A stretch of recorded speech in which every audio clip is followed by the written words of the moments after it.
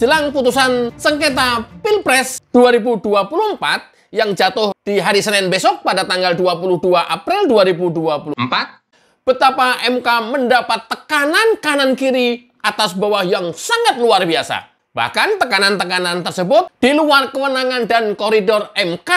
Sampai sekelas Mahfud MD saja berkali-kali menyampaikan supaya MK tidak hanya sekedar menjadi mahkamah kalkulator. Tapi tahukah Anda bahwa tugas MK ada 4 dan itu sudah diatur dalam undang-undang. Kalau MK akan bertindak di luar yang 4 tugas pokoknya ini, ya harus berbau undang-undang. Jangan ikutin Mahfud MD, jangan ikuti guru-guru besar, jangan ikuti profesor yang ngawur, apalagi ikutin Megawati. Iya. Ikutin Megawati. Karena apa? Mahfud MD seorang profesor yang mantan MK, kita juga akuin kredibilitasnya. Dulu ketika jadi MK, objektivitasnya kita tidak pernah ragukan lagi. Tapi sekarang posisinya Mahfud MD yang sedang berperkara, apa iya masih objektif? Iya. Apa iya dia nggak pengen menang? Iya. Walaupun hanya 16%. Ya. Rasanya nggak mungkin. Berlandaskan pada itu, apapun pendapat Mahfud MD, itu sudah tidak lagi objektif. Walaupun beliau seorang profesor, ahli hukum, dan menjadi mantan MK, dan sangat berpengalaman dalam memutus perkara di MK. Iya. Karena posisi dan statusnya dia yang sekarang sedang berperkara, ya jangan ikutin Mahfud MD lah, ketua MK. Iya.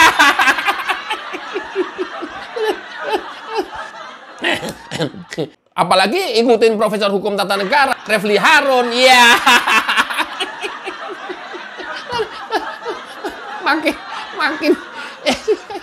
Makin senewen aja lu. Janganlah, jangan. Tetap Pak Hartoyo, gue percaya sama lu deh. Yang memegang tampuk pimpinan ketua MK hari ini, ya. Ya, masukan terima aja semuanya. Amicus Curiae ada berapa kemarin tercatat, ada berapa itu sepanjang sejarah terbanyak. Masukin, terima aja. Terima saja. Tapi independensinya seorang Hartoyo nggak diragukan lagi.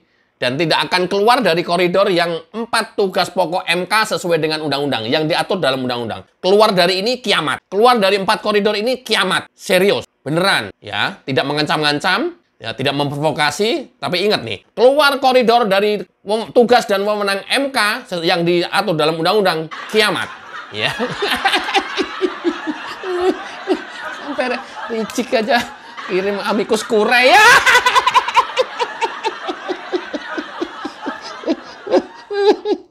Aduh, ini ceritanya gimana ini? Aduh, kasihan MK, luar biasa. Dan aku salut psikisnya benar-benar ditekan sana sini.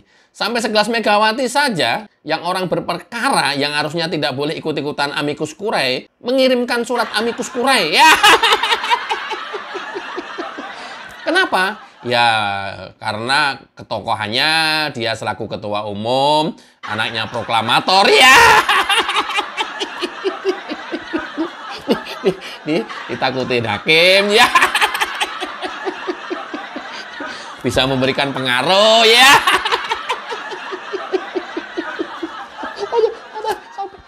Sampai segitunya. Kenapa? Hal-hal yang realistis, ya, yang on the track, yang sesuai dengan rule, sudah tidak memungkinkan lagi untuk dia bisa menang dengan 16% itu. Makanya cara-cara yang brutal yang dia lakukan, minta diulang. Ya. Minta diulang. Kita simak dulu ya, apa 4 tugas pokok MK. Simak videonya. Jadi bukan kewenangan MK, salah alamat. MK harus hati-hati, jangan sampai nanti justru melanggar konstitusi. Kan hanya 4 tugas MK itu. Satu yang itu menguji undang-undang terhadap konstitusi, kemudian sengketa antar lembaga negara yang kewenangannya diberikan oleh undang-undang dasar, kemudian urusan pembubaran partai politik, dan satunya lagi memutus sengketa hasil pemilu. That's it. Jangan keluar dari itu supaya tertib negara ini. Jangan ada tambahan-tambahan yang justru ya merusak gitu. Jelas ya? Ini gua pilih yang ketiga nih. Yang ketiga apa tadi ya? Menarik ini yang ketiga ini.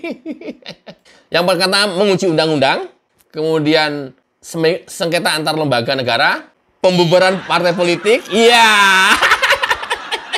Gua demen yang ketiga ini.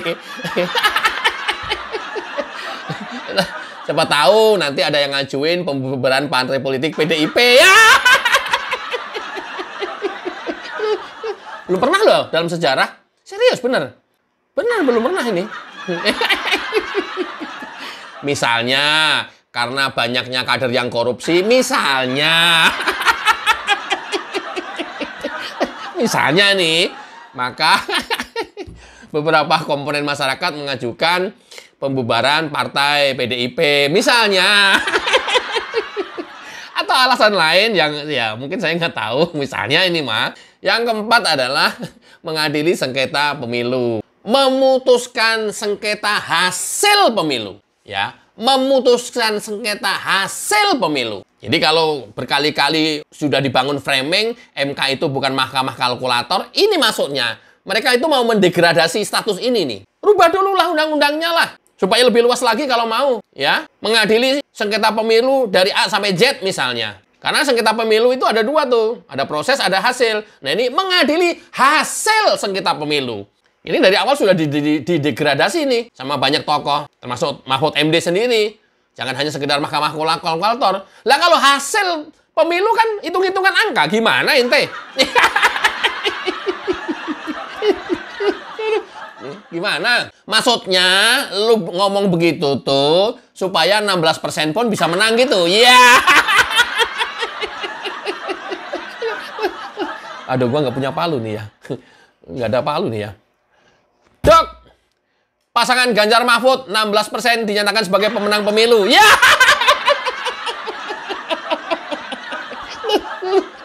Atau, Dok, pasangan nomor 1 Anies Mohaimin karena didukung banyak kadrun dan kita tidak mau ribut, 24% dinyatakan sebagai pemenang pemilu gitu ya. Itu kan kalian mau? Yang itu kan yang kalian mau? Kenapa? Kalian tidak bisa menunjukkan bukti kecurangan yang kemudian bisa membuat kalian menang.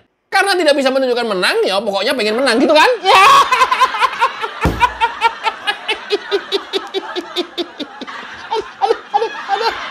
Goblok banget, sumpah.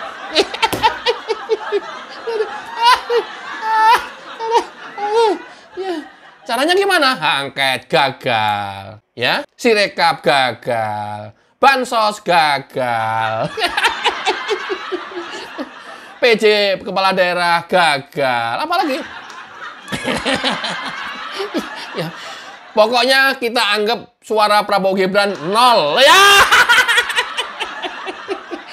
Kalau suara Pak Prabowo Gibran 0, Ganjar 16%, Anies 24%. Iya!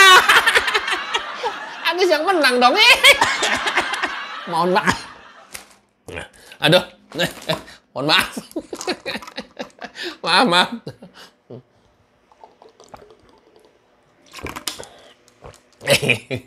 Kalau gitu, Anies dong yang menang. Ini 24%. 24%. Ya menang. Terus Ganjar gimana? Merongos ya. Aduh, gue juga berjuang, gue juga ngeyel. Masa gue nggak menang? Ya, gue nggak mau.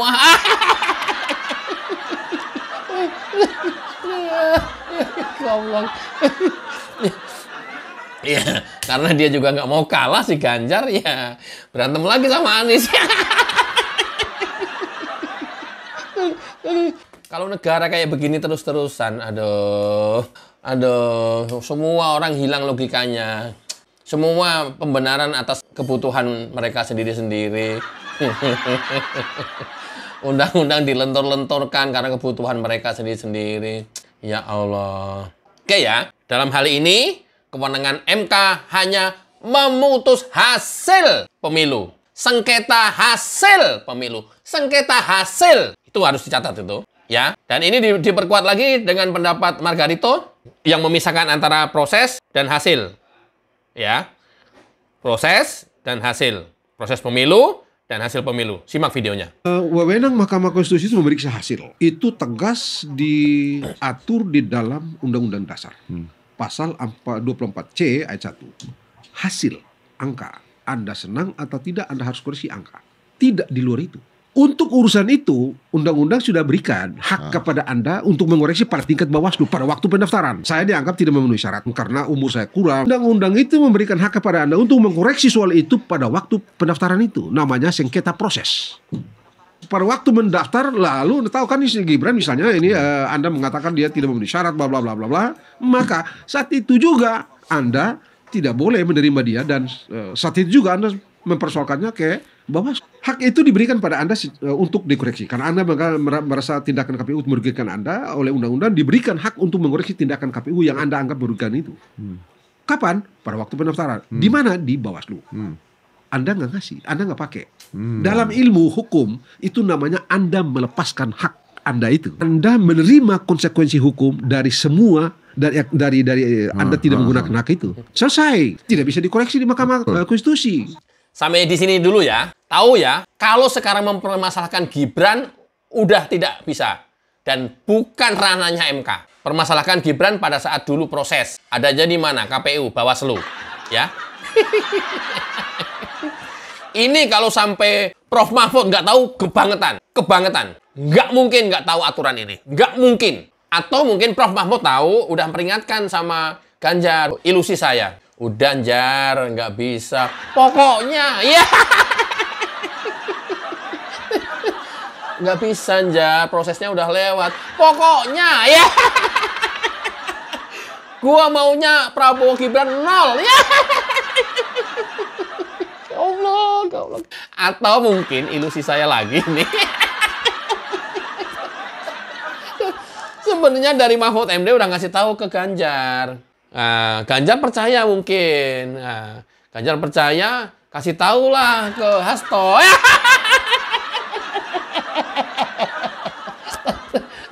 Tok, apa? Apa lu? Kata Prof. Mahfud, kalau kita mempermasalahkan Gibran, nggak bisa loh, Tok. Nggak bisa, harus bisa. Kalau nggak bisa, gua nangis nih.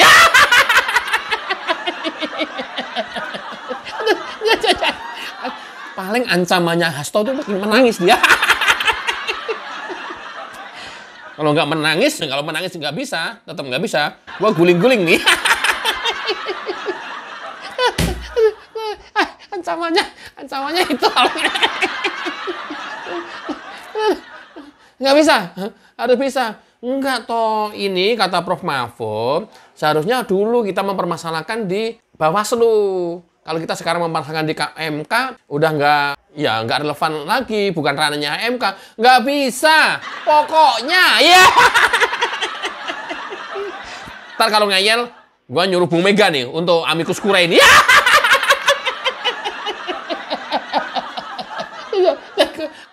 Gua bikin sinetron sendiri, bisa juga ya. Ini semua tadi ilusi saya ya. Disclaimer, itu ilusi saya semua itu. Daripada ngadepin Ganjar, Hasto, alah, pakai serius-serius. Wong dianya ngawur semua tindakannya ya. Tindakan ngawur, ya, nggak pada tempatnya. Kemudian kita sikapin dengan serius gitu. Ya, ya enggak lah. Ngapain? Ya enggak lah. Dipakai aja candaan bebodoran. Anggap aja itu bebodoran. Terus kata Megawati, saya lanjutkan ceritanya nih. Tok, nggak bisa Tok. Saya kan ketum partai. Udah gitu saya yang berperkara. Bu, bisa. Pokoknya Ibu tulis tangan deh pakai tinta merah. Nanti gua yang ngomong di MK, gua yang nganterin sendiri, Bu. Oh gitu ya? Ya udah. Ya.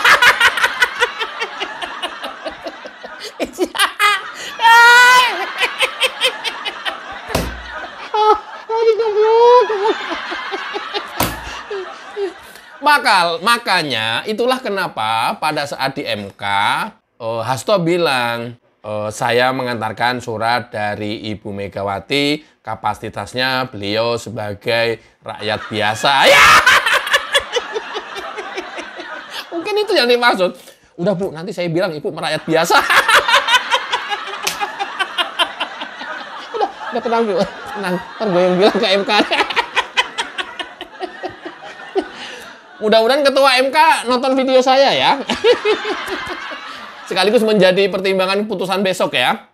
Semacam amicus curiae elektrik. Ini gua ngajuin amicus curiae elektrik ya. Ketua MK tolong, Hartoyo tolong dengerin. Simak video saya sampai selesai ini.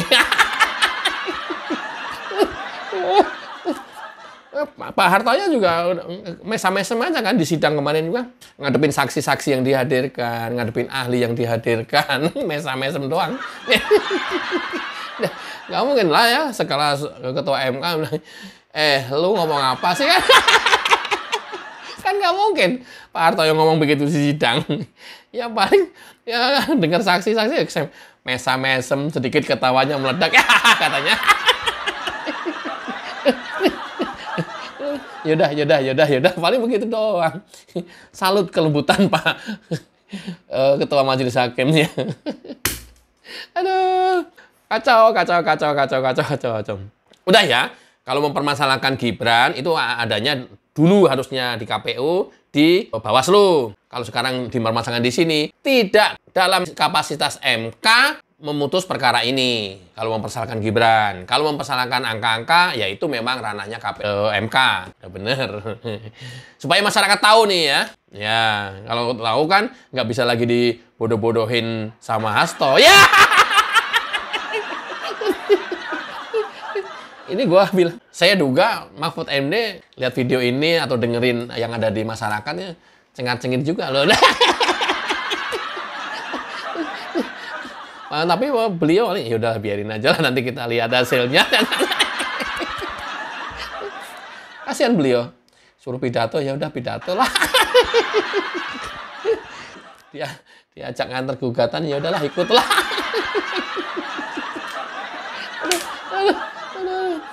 Oke, saya lanjut ya. Tuntutannya adalah pemilu ulang. Karena apa? Dianggap tadi ada kecurangan. Kemudian dia menolak seluruh hasil pemilu yang sekarang. Perolehan suara pun dinolkan sama dia. Emang pom bensin dimulai dari nol ya Pak?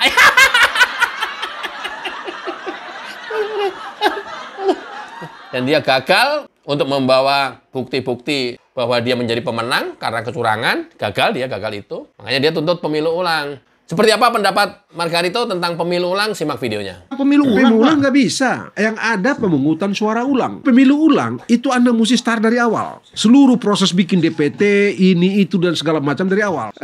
Kalau saya sebagai orang hukum itu undang-undang atau sistem kita tidak memberikan kemungkinan itu. Yang diberikan oleh sistem hukum kita, setidak-tidaknya hukum pemilu kita adalah melakukan pemungutan suara ulang. Hanya itu yang misalnya nggak bisa. Anda mesti bilang di mana, di Bintaro di TPS berapa, bagaimana caranya curang dan seterusnya. Tapi kalau Anda bilang kayak tadi pernyataan Anda itu, itu asumsi Anda satu republik ini loh. Dan itu nggak make sense dalam ilmu hukum. Curang di mana, kapan? Bagaimana caranya? Oleh siapa? Detail di mana, kapan, oleh siapa? Sudah diproses atau belum oleh Bawaslu? Lalu kalau sudah diproses oleh Bawaslu, bagaimana respon KPU? Dan segala macam itu mesti disajikan di atas meja persidangan. Curang di sini curang. Kalau begitu mah itu sebabnya ya. Saya sih dari awal bukan menyepelekan, tapi nggak ini cuman kalau drakor sih kelewatan lah saya gitu ya. Jadi ini pengajuan gugatan ke MK ini ya taubahnya drakor ya.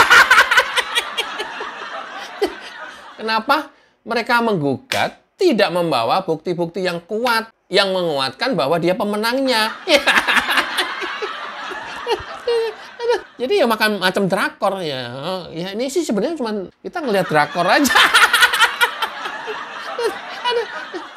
Ya, dia hanya bahwa ini pemilu curang dan harus diulang. Padahal nggak ada undang-undangnya melakukan pemilu ulang itu. Nggak ada. Karena harus mengulang dari tahapan awal. Apa itu penetapan DPT? Ya, jangan dari sampai situ doang. Dari pengangkatan KPU. Nggak apa-apa, diulang. Yuk, Dok, hakim memutuskan permohonan diterima dan kita lakukan pemilu ulang. Dok. Nah, pemilu ulang nih. Berarti harus mulai membentuk KPU awal. Iya. Udah ketahuan tuh berapa itu timetable-nya, waktunya, ya. Kemudian menetapkan DPT. Iya. Dan tahapan-tahapan lainnya ya total bisa 3 sampai 4 tahun dah. Iya. Karena dilakukan pemilu ulang dan butuh waktu 3 sampai 4 tahun, maka Jokowi diperpanjang. Ya.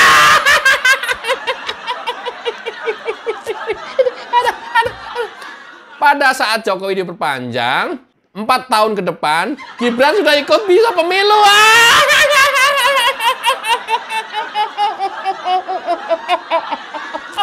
Ya, biar ya. Ayo berani, ayo. 3 atau 4 tahun ke depan, Gibran sudah ikut pemilu lagi. Ya. Umurnya udah mencapai. Kan ini tinggal 4 tahun, tinggal setahun doang umurnya dia. 3 atau 4 tahun lagi, umurnya Gibran sudah mencukupi secara... Ayo berani. Ngapain sih nggak berani? Ayo. Diperpanjang presiden. Berapa? 2 tahun atau 3 tahun? 1 tahun juga Gibran udah cukup umurnya. Daftar ulang semuanya, ganti pasangan, ganti semuanya. Tapi ingat loh ya, tidak hanya pilpres loh. Pemilu ini satu paket loh dengan legislatif loh. Ya, ingat tuh. Ayo, sip. Pemilu ulang. Setuju? Kalau Anda setuju, tulis di komentar. Ya. Gua setuju. Karena pemilu ulang harus dilakukan tahapan dari paling awal, pembentukan KPU. Seleksi KPU, seleksi anggota KPU. Harus dari awal. Baru nanti penetapan DPT. Mampus. Ya, Jokowi diperpanjang 3-4 tahun lagi lah. Tapi yang paling pasti Gibran udah cukup umur untuk bisa nyalon lagi. Udah. Itu realitas politik, ya. Itu realitas fakta yang ada di depan kita, ya. Kalian mau ngapain juga udah kecegat semuanya dengan aturan. Mudah-mudahan bermanfaat dan Anda menjadi lebih paham lagi. Wassalamualaikum warahmatullahi wabarakatuh. Ciao.